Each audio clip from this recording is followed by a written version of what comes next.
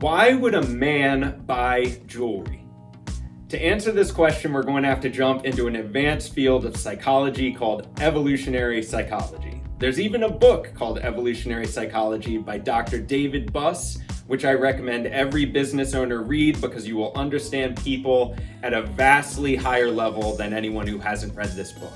So this is a controversial field, at least over the last 20 years, but it's gained a lot of steam and become more reputable because there have been so many studies that have mapped out how our brains are wired and what type of decisions must people have made that enabled them to survive thousands of years ago during the time of cavemen in order to understand why we make the decisions we make now.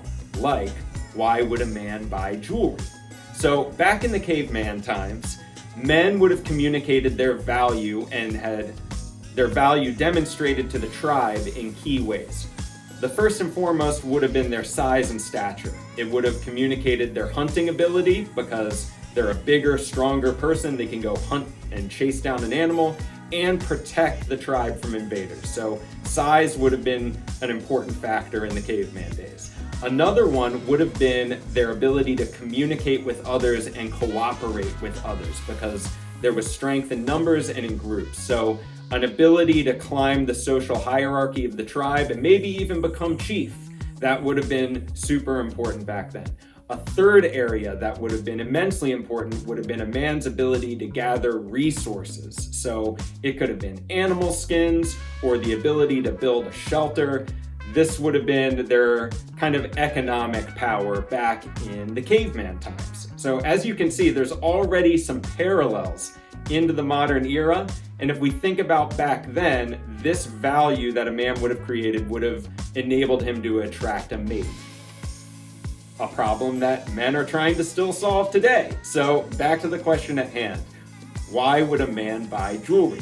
Well, we can look at those areas that I just discussed and think about a modern equivalent that, say, buying a gold chain would communicate in that area. For one, gold or diamond jewelry communicates social status. So as far as communicating where they stand in the tribe, that might be a reason why a man buys jewelry. Another reason is that you need resources to buy the jewelry. You need money to be able to buy it. So if you're wearing a gold chain, you're communicating to the public that you've accumulated some resources and you were able to get this gold chain.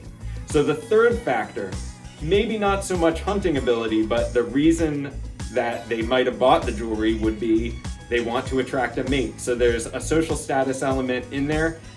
A reason that a man would buy jewelry perhaps would be to communicate to the opposite sex that they're higher value and they're worth talking to and getting to know. So these areas, especially the resources, the social status, and the mating access area, are going to be the three main reasons why a man buys jewelry.